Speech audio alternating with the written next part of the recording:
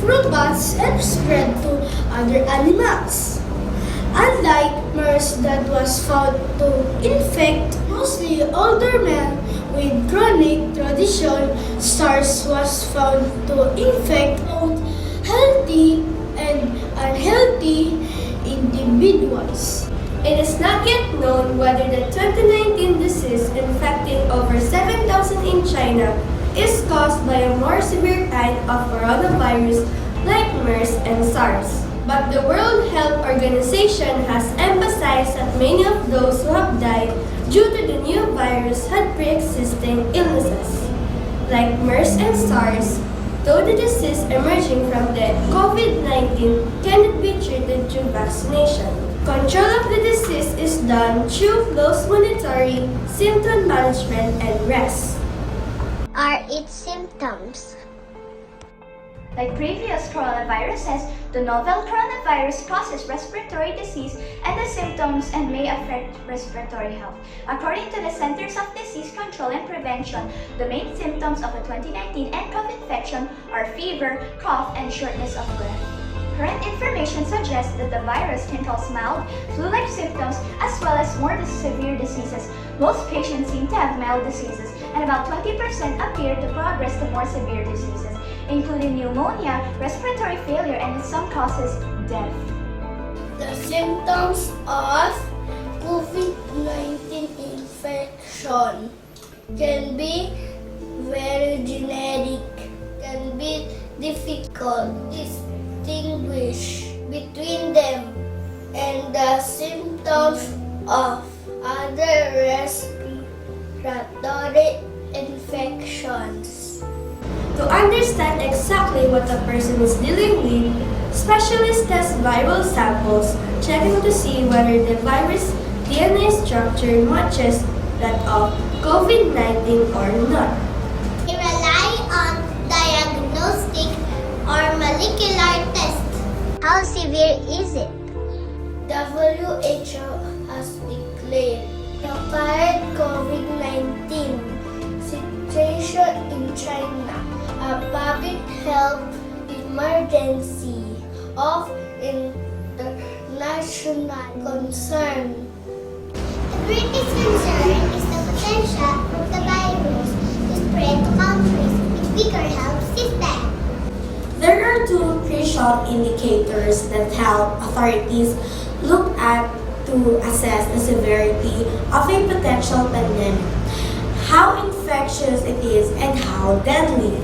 Infectiousness is measured by what is called R0 or R0. Scientific knowledge about COVID-19 is still expanding, but for now, scientists have pegged the virus RO at 1.4 to 2.5. This means an infected person can potentially spread it to 1 to 2 others. This would mean that COVID-19 is less contagious than SARS, whose R0 is 3. Measles turns out to be more contagious with an R0 of 11 to 18, but it is more contagious than the seasonal flu, whose RO is 1.8. Another indicator is how deadly it is, which is measured through the case fatality rate of CFR.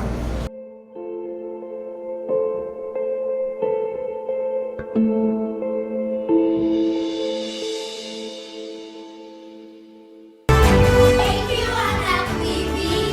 Thank you, IBC 13.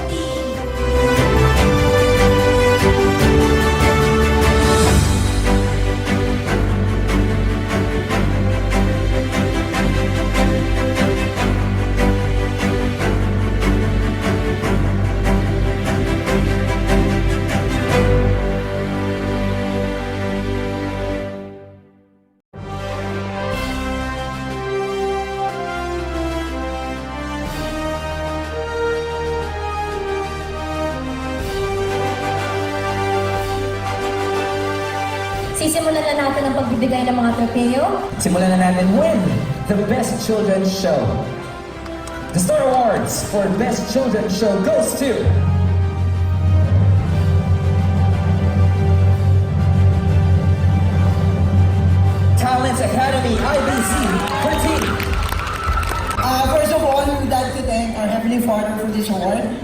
Thank you, Lord. This award is a symbol of all the blessings that we received since we started the journey till now. Secondly, to our families, okay, to my family, especially to my mom, Talents Academy production people, my AD, Justin Miguel, Master Editor Arkin Guillo, to all our parents, thank you for the support, for your unending support, and of course, to all my talented, versatile, and cute cast para sa ating lahat to.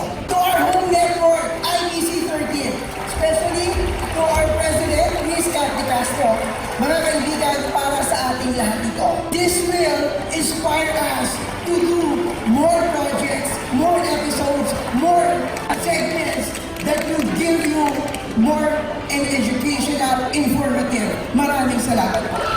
Show host goes to Anastasia Paronda, Janelle Guzman, Sandy Gabriel Miranda, at Fred Lawrence Bacay, Talents Academy, IBC 13. Maraming salamat po sa taas na nagbigay sa amin ng pagkakataon. Talents Academy, IBC 13, especially to Ms. Cathy Castro, TMPC Mabuhay, especially to Direct June Miguel. Maraming salamat po sa inyong lahat na nag-iwala po sa Talents Academy. Thank you, TMPC. Thank you, IBC 13.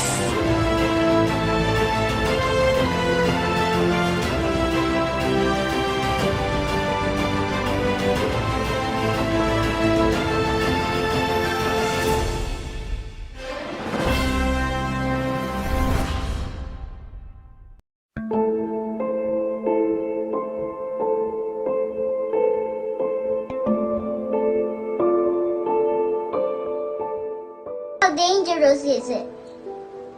As with other respiratory illnesses, infections with 2019 nCoV can cause mild symptoms including runny nose, sore throat, cough, and fevers. It can be more severe to some persons and can lead to pneumonia or breathing difficulties. More rarely, the disease can be fatal. Older people and people with pre-existing medical conditions such as diabetes and heart disease appear to be more vulnerable to becoming severely ill with the virus. Humans can be infected with a 2019 nCoV, an animal source.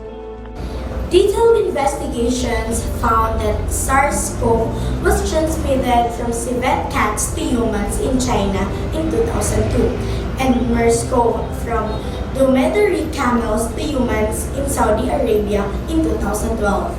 Several known coronaviruses are circulating in animals that have not yet infected humans.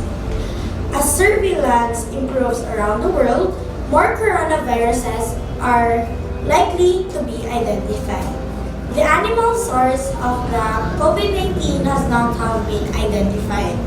This does not mean you can catch COVID-19 from any animals or from your pet.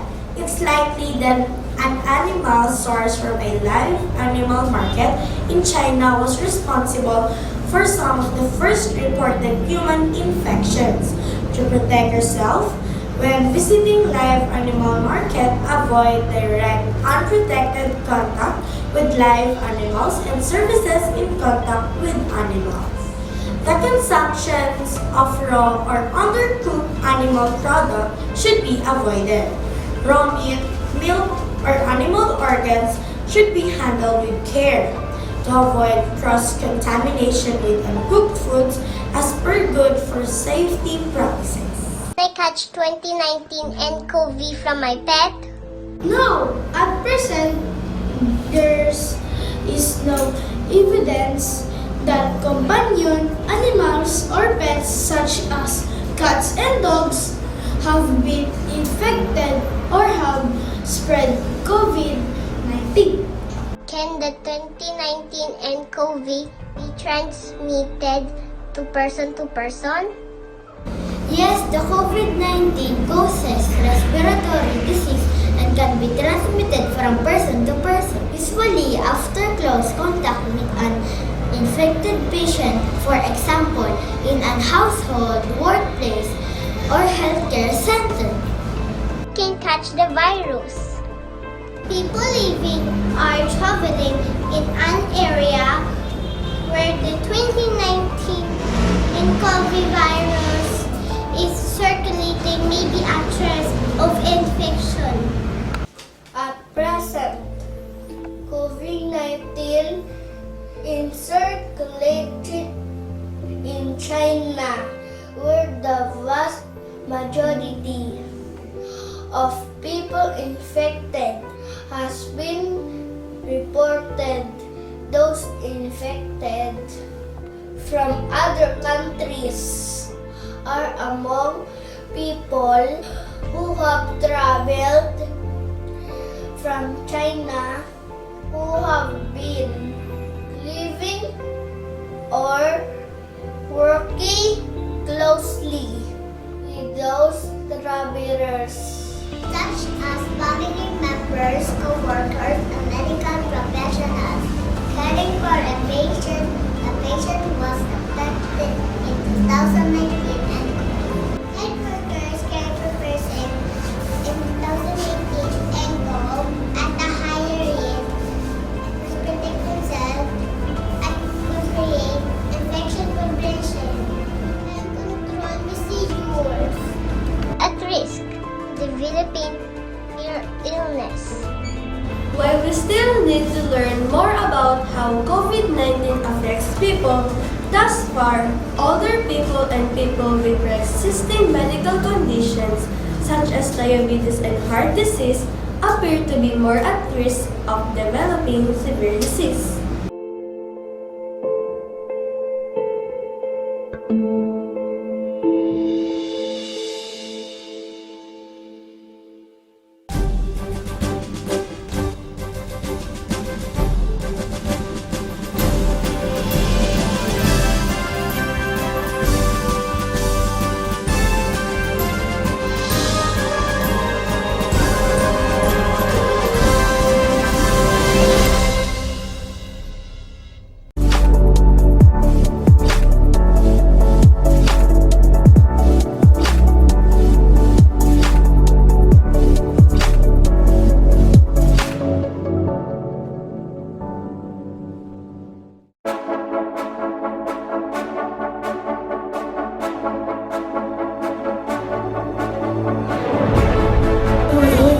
Outstanding Executive for Best TV Child Performer, Janelle Glisman.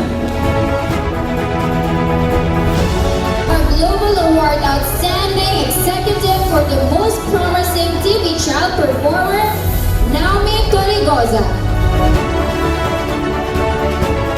Our Global Awards Outstanding Executive for Best TV Director, Mr. John Miguel.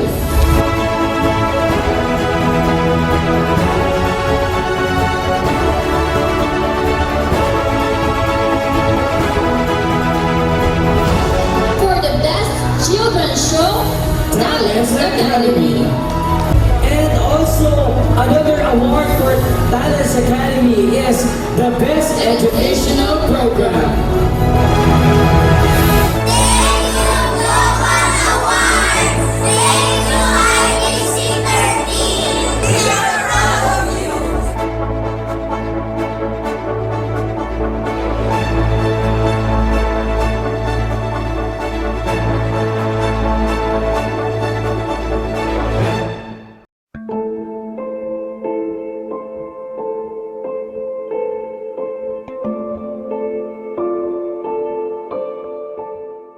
Does the virus spread?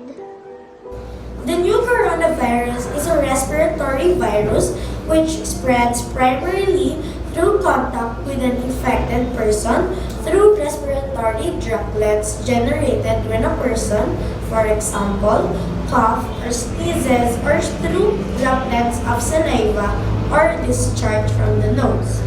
It is important that everyone practices good respiratory hygiene. For example, sneeze or cough into flexed elbow, or use a tissue and discard it immediately into a closed bin. It is also very important for people to wash their hands regularly with either alcohol-based hand rub or salt and water. How long does the virus surfaces. It is still not known how long and COVID-19 virus survives on surfaces. Although preliminary information suggests the virus may survive a few hours. Simple disinfectants can kill the virus, making it no longer possible to infect people. What's the difference between illness calls 2019 and COVID infection? Tour or occur? People with 2019 nCoV infection, the flu, or a cold typically develop respiratory symptoms such as fever, cough, and runny nose. Even though many symptoms are like, they are caused by different viruses. Because of their similarities, it can be difficult to identify the disease based on symptoms alone. That's why laboratory tests are required to confirm if someone has 2019 nCoV. As always, WHO recommends that people who have cough, fever, and difficulty breathing should seek medical care early. Patients should inform healthcare providers if they have traveled in the 14 days before they develop symptoms, or if they have been close contact with someone who has been sick with respiratory symptoms. How long is the incubation period? The incubation period is the time between infection and the onset of clinical symptoms of disease. Current estimates of the incubation period range from 1 to 12.5 days, with median estimates of 5 to 6 days.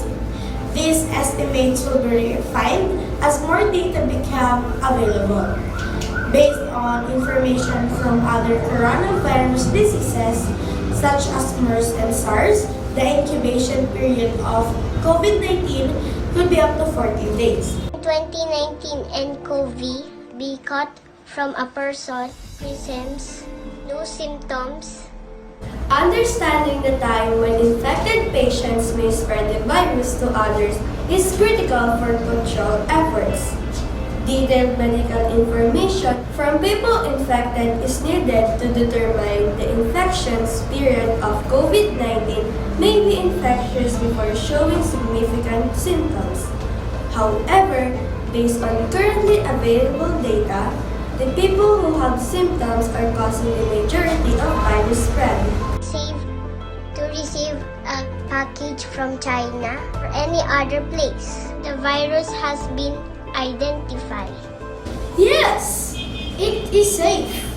People receiving packages are not at risk of contracting the new coronavirus. From experience with other coronaviruses, we know that these types of viruses don't survive long on objects such as litter or packages. What is its impact?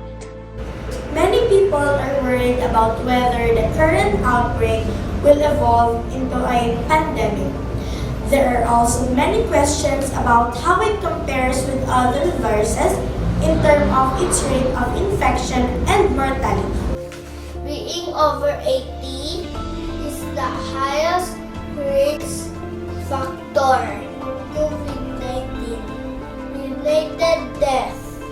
Other reports note that very few children have become infected with the new coronavirus. Men might be more at risk than women. You want to protect yourself from getting infected with the new coronavirus, you should maintain basic hand and respiratory hygiene. Be safe. Be safe! Keep safe, everyone! Keep safe, everyone! Keep safe, everyone!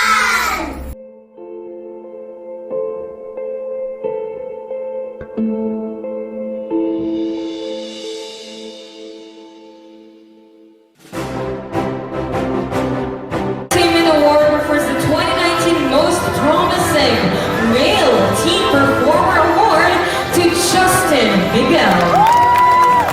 Congratulations, Talents Academy People's Choice Award 2019 Best Children's Show Award.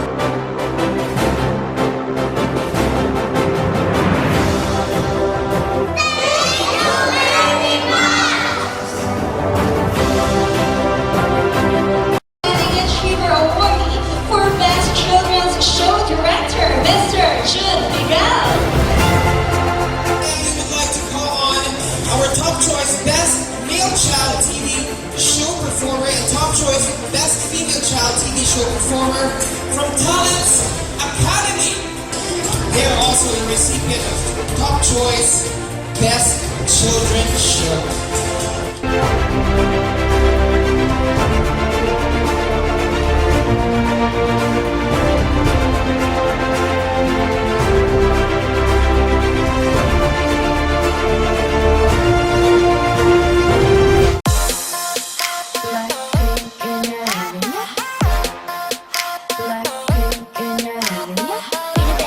I know I am, and I'm so hot, I need a fan. I don't want a boy, I need a man.